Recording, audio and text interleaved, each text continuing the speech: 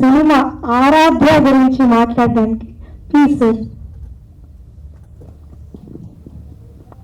Actually మాట్లాడడం కొత్త కాకపోయినా ఈరోజు మాట్లాడడం చాలా బాధ్యత.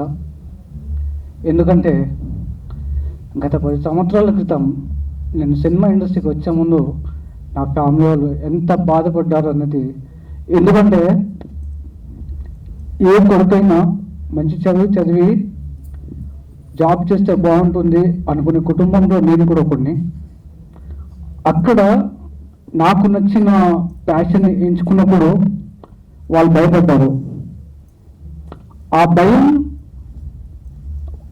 అప్పుడు వాళ్ళు భయపడ్డారు, కానీ వాళ్ళు నాకు చిన్నప్పుడు నేర్పిన ధైర్యం ఏంటంటే, నేను మా అన్న కొట్టుకున్నప్పుడు రామలక్ష్మణులాగా రామాయణం నేర్పించారు, భయపడినప్పుడు ఆంజనేయ స్వామిని చూపించారు. అలా వాళ్ళ దగ్గర నుంచి తీసుకున్న ధైర్యం 10 సంవత్సరాలుగా ఇక్కడ రావడానికి ఒక పునాదిగా మారింది.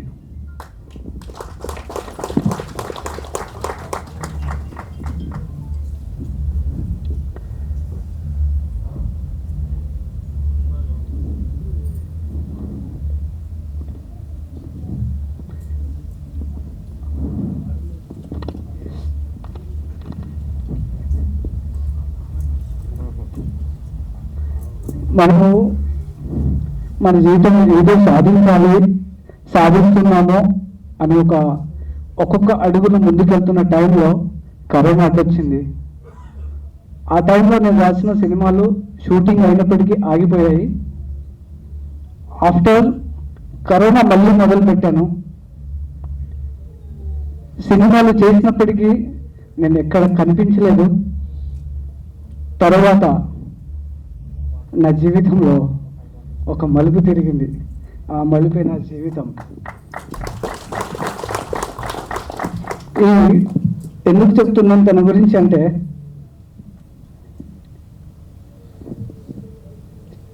చిన్నప్పుడు అమ్మ నాన్న తోడుంటారు, పెద్దగా కొద్ది అన్నదమ్ములు తోడుంటారు, చదివి ముందుకెళ్ళే కొద్ది ఫ్రెండ్స్ తోడుంటారు.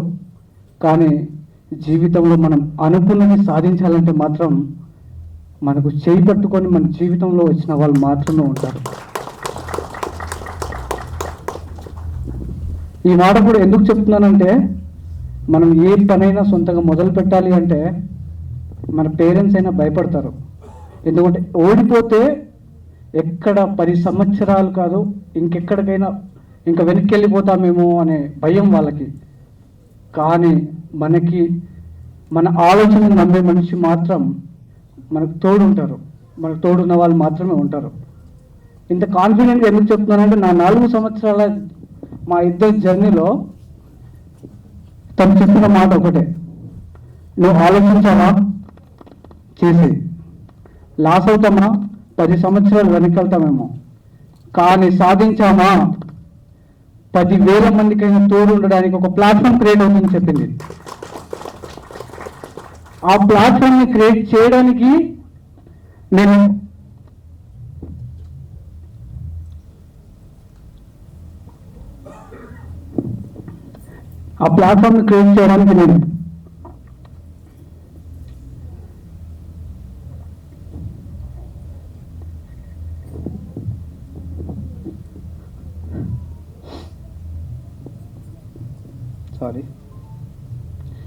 ఈ ప్లాట్ఫామ్ని క్రియేట్ చేయడానికి నేను ఏ రోజు భయపడలేదు. నేను భయపడేది కేవలం నా ఆలోచనకి మాత్రమే. ఎందుకంటే నేను ఆలోచించాను అంటే నేను ఎవరి మాటని కూడా నేను పట్టించుకోను. బికాజ్ నేను అనుకున్నది మాత్రమే చేయడం, నేను దేన్నైనా వదిలేస్తాను. కాబట్టి ఈరోజు నా దగ్గర కమర్షియల్ స్టోరీస్ ఎన్ని ఉన్నప్పటికీ కూడా ఒక రియల్ లైఫ్ స్టోరీ కోసం వెతుకుతున్న టైంలో ఒక ఆఫీస్లో నేను రాజేష్ గారు కలిసాము. ఈ ఆరాధ్య అనేది ఎలా పుట్టింది, పాప పుట్టి 8 సంవత్సరాలు అయ్యుండొచ్చు, కానీ ఈ ఆరాధ్య ఇక్కడ రావడానికి మాత్రం సంవత్సర కాలం పట్టింది. మేమిద్దరం గవర్నమెంట్ ఆఫీస్లో కూర్చొని ఉన్నప్పుడు, నేను ఒక పని మీద తను ఒక పని మీద వెళ్ళినప్పుడు అలా కోఇన్సిడెన్స్గా కలిసాము. అక్కడ మేమిద్దరం మాట్లాడుకుంటే టైంలో తన రియల్ లైఫ్ స్టోరీని చెప్పినప్పుడు అరే ఇదేదో బాగుంది కదా, ఇన్ని కమర్షియల్ స్టోరీస్ని మనం ఎన్నో ఎలిమెంట్స్ యాడ్ చేసి ప్యాషన్గా చూపించడం కన్నా రియల్ లైఫ్ని మనం ఇంకా బాగా చూపించవచ్చు అనే ఉద్దేశంతో ఈ స్టోరీని నేను తీసుకొని దీనికి బడ్జెట్ పెట్టడానికి నేను కొంతమంది దగ్గరికి వెళ్ళినప్పుడు నాకు యాక్సెప్టెన్స్ రానప్పటికీ ఇంత మంచి స్టోరీని ముందుకు తీసుకెళ్ళడానికి నేను నా వైఫ్ దగ్గరికి వెళ్ళి రాజేష్ గారు నాకు ఒక కథ చెప్పారు, అంటే వాళ్ళ లైఫ్ని చెప్పారు, మనం ఒక సినిమాగా మార్చితే ఎలా ఉంటుంది అన్నప్పుడు తను చెప్పిన ఒకే మాట, నువ్వు నమ్మావా, ఎందుకు ఆలోచిస్తున్నావు. సో ఒక ధైర్యం అనేది నాకు ఎప్పుడు నేను చెప్తుంటాను, నాకు వెనకాల ఒక సీక్రెట్ ధైర్యం ఉంది. ఆ ధైర్యం నాకు ఫ్యామిలీ నుంచి చిన్నప్పటి నుంచి మా అమ్మ నాన్న వాళ్ళు, మా బాబాయిలు, మా పెద్దనాన్న వాళ్ళు, మా తాతయ్యలు, మా అన్నయ్యలు అందరూ తమ్ముడు నువ్వు ఎప్పటికైనా చెయ్యగలవు, కాకపోతే భయపడకు అని చెప్పారు.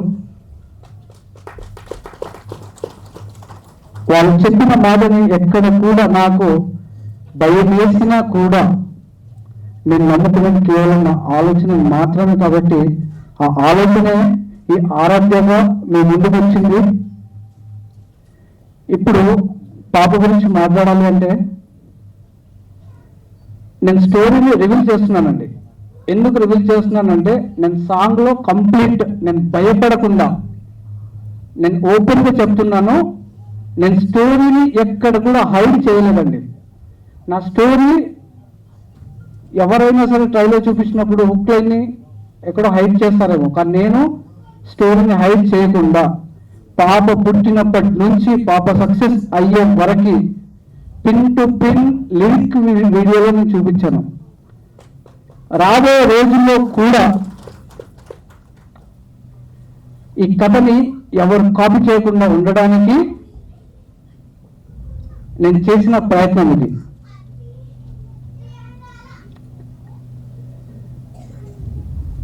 ఓపెనింగ్ చెప్తున్నాను, నెక్స్ట్ ఉగాదికి ఫుల్ఫిల్గా మల్టీ లాంగ్వేజ్ సినిమా రిలీజ్ చేస్తున్నాను. జూన్ నుంచి మళ్ళీ షూటింగ్కి వెళ్తాము. గోపినాథ్ గారు మీరు రెడీగా ఉండండి.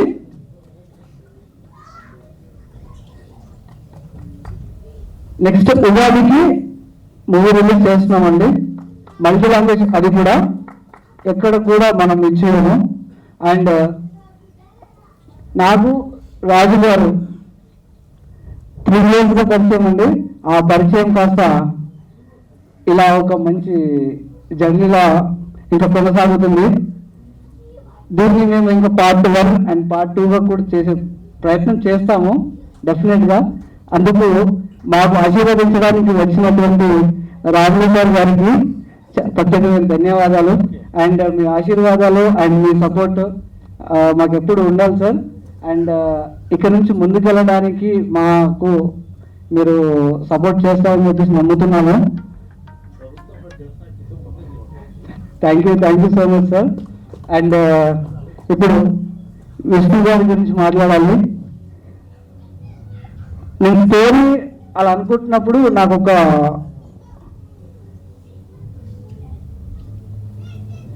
గ్రాండ్ ఫాదర్ క్యారెక్టర్ నేను ముందు క్రియేట్ చేయలేదు.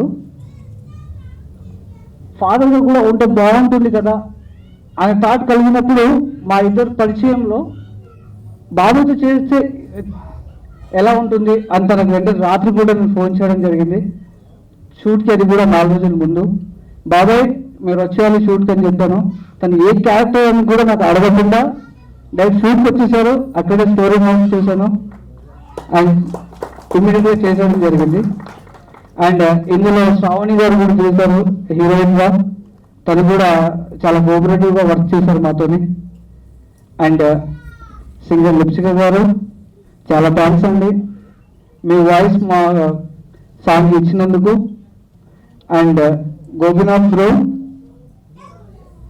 లైఫ్లో నిజంగా చెప్తున్నాను ఎప్పటికీ మర్చిపోని ఏదైనా జ్ఞాపకం ఉంటుంది ఎవరికైనా అంటే కేపీ జనసంగ్రామ్ అన్న మీరు ఇచ్చిన ఒక కాంటాక్ట్. తను మా బ్రదర్ అండి. కజిన్ బ్రదర్, తను కూడా డైరెక్టర్.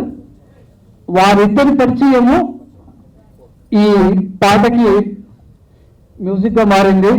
అది కూడా మన గోపీనాథ్ కొండ గారి రూపంలో. ఆయన ఇచ్చిన మ్యూజిక్ లిప్సిక గారి గాత్రి రూపంలో మన ముందుకు వచ్చింది. అండ్ బ్రదర్ చాలా థ్యాంక్ యూ. ఎందుకంటే ఈ రోజు ప్రివ్యూ పెట్టుకొని మేము నిన్న చాలా బిజీ షెడ్యూల్ ఉన్నప్పటికీ కూడా నాగరాజు గారు మాకు మిక్సింగ్ అందించారు. Thank you so much brother. And ఇప్పుడు ముఖ్యంగా చెప్పుకోవాలి, మా co director, executive producer and నా బ్యాక్ బోన్ అనాల, లేకుంటే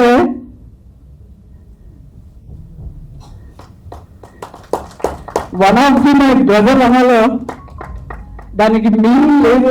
మీనింగ్ ఉన్నప్పటికీ కూడా వర్డ్ లేదు మాకు ఇద్దరికి. ఎందుకంటే ఈ అవుట్పుట్ ఇక్కడికి రావడానికి నేను ఈ టైం వరకు ఎంత బాధ్యతగా ఉన్నామో కష్టంగా కాదండి. మేము కష్టపడలేదు ఎక్కడ కూడా. కష్టం అనేది మాకు చిన్న వర్డ్ అండి, అది వర్డ్ మాత్రమే. మా జీవితంలో కష్టం అనేది వర్డ్ మాత్రమే. మేము దేనినైనా బాధ్యతగా మాత్రమే తీసుకున్నాం కాబట్టి ఈ అవుట్పుట్ చేయగలిగాము. అందులో నాకు గణేష్ బ్రో ఎంత సపోర్ట్ అనేది కూడా మా ఇద్దరి మధ్యలో చిన్నది. ఆయన కూడా ఇది నాది అని చెప్పిస్తాను ఎంత బాధ్యత తీసుకున్నాడో ఈ అవుట్పుట్లో మీరు చూస్తే తెలుస్తుంది. అలాగే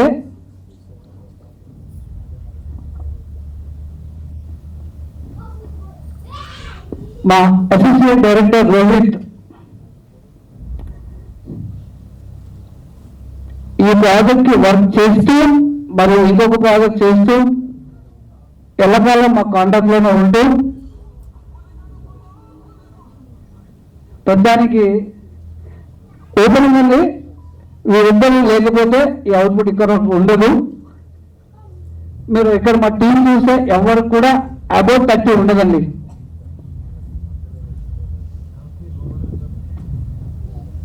మేము యంగ్ చేద్దామనుకున్నాము. నాకు కావాల్సిన యంగ్ ఐడియాస్ కాబట్టి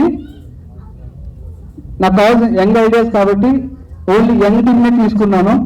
అదేవిధంగా నాన్ లోకల్లో ఉంటూ ఏ టైంని పట్టించుకోకుండా ఈ టైంలో మనకు అక్కడ వర్క్ అవ్వాలి అనగానే వెంటనే స్పందించిన అమూల్య గారు, మా బ్యానర్కి లైవ్ ప్రొడ్యూసర్. అలాగే మా ఆరాధ్య మూవీతో మరో ఆరాధ్య మా ప్రొడక్షన్ సపోర్టర్గా అండ్ రానున్న రోజుల్లో మరి ఇంకో ఎత్తులో ఇంకొక పాత్రలు పోషించాలని లేదు ఇంకొక స్టేజ్కి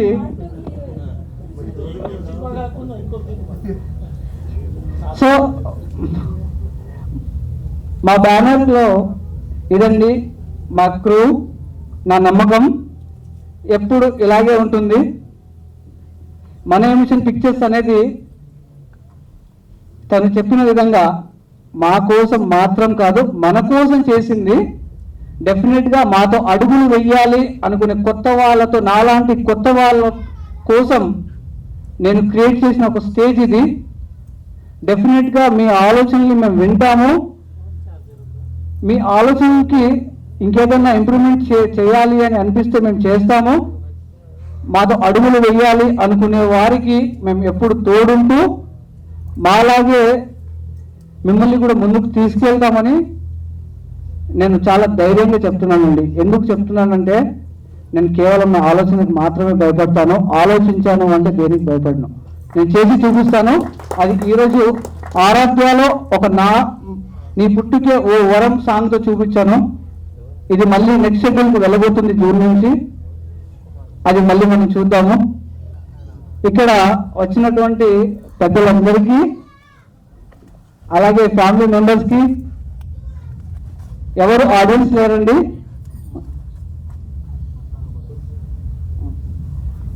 ఇక్కడ ఎవరు ఆడియన్స్ లేరండి, అందరూ ఫ్యామిలీ వాళ్ళే ఉన్నారు.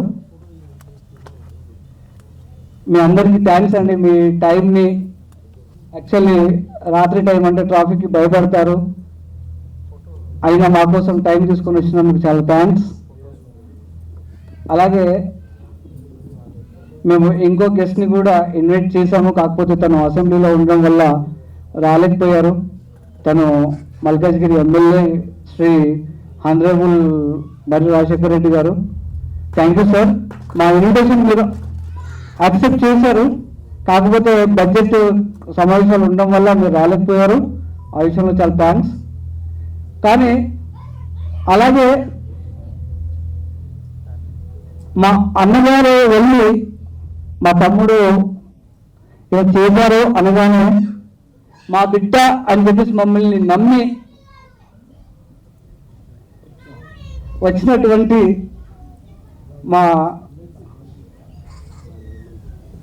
X MLC and all India Banjara సేవా సంఘ్కి రాష్ట్ర ప్రెసిడెంట్ అయినటువంటి రాములు నాయక్ గారికి ప్రత్యేక కృతజ్ఞతలండి. మీ ఆశీర్వాదాలు, మీ ఆశీర్వచనాలు మాకు ఎల్లకాలం ఉండాలండి. మీ అడుగు జాడల్లో మేము ఎప్పుడు నడుస్తాము. అదేవిధంగా మీకు ఇంకో కోఇన్సిడెన్స్ చెప్పాలి. 2018 సార్, ఆ టైంలో అభయ్ గారు ఉండే, మీరు వచ్చారు స్టేజ్కి సుడిగాలి అనే మూవీకి. ఆ టైంలో నేను వచ్చాను. సో ఆ రోజు ఏదైతే స్టేజ్ షేర్ చేసుకున్నారో తెలియకుండా ఈరోజు తెలిసి స్టేజ్ షేర్ చేసుకున్నందుకు చాలా థ్యాంక్స్ సార్. జీవితంలో దేవుడు అనేవాడు ఉంటే తప్పకుండా అది మీ రూపంలో ఈరోజు కనిపించింది సార్. Thank you. అండ్ ఇప్పుడు ముఖ్యంగా ఒకరి గురించి చెప్పాలి. ఇప్పటి వరకు కూడా, ఈ క్షణం వరకు కూడా నువ్వు అనుకున్నావా, చేసావా అనేది ఎంత ముఖ్యమో, చేసే ముందు మనకి ఎన్ని భయాలు వచ్చినా వెనకడుగు వేయకుండా ముందుకెళ్ళాలని చెప్పేసి ఇప్పటికీ కూడా నాకు ఈ ఏజ్ వచ్చినప్పటికి కూడా ప్రతిరోజు నన్ను గైడ్ చేస్తూనే ఉంటారు మా నాన్నగారు. ఆయన గురించి ఇక్కడ చెప్పడం అది అంత ఇది కాదు. ఇంకా పెద్ద స్టేజ్కి వెళ్ళిన తర్వాత ఆయన గురించి చెప్తాను. మా నాన్నగారు అలాగే మా అమ్మగారు కూడా ఉన్నారు. లేదు,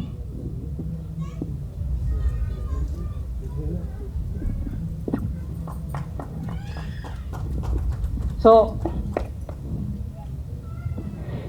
ఇదంతా మీరు చూస్తున్నారు అంటే నేను రాసిన కథలు నా పేరులో ఉంటుంది KPS. వాళ్ళు లేకుండా నేను లేను అనేది నా పెన్ పేరులో పెట్టుకున్నాను. నేను రాసే ప్రతి అక్షరం వాళ్ళతోనే మొదలవుతుంది అనే నమ్మకం. ఆ నమ్మకమే ఇక్కడ మీ ముందు నిలబడ్డ ఒక ధైర్యం.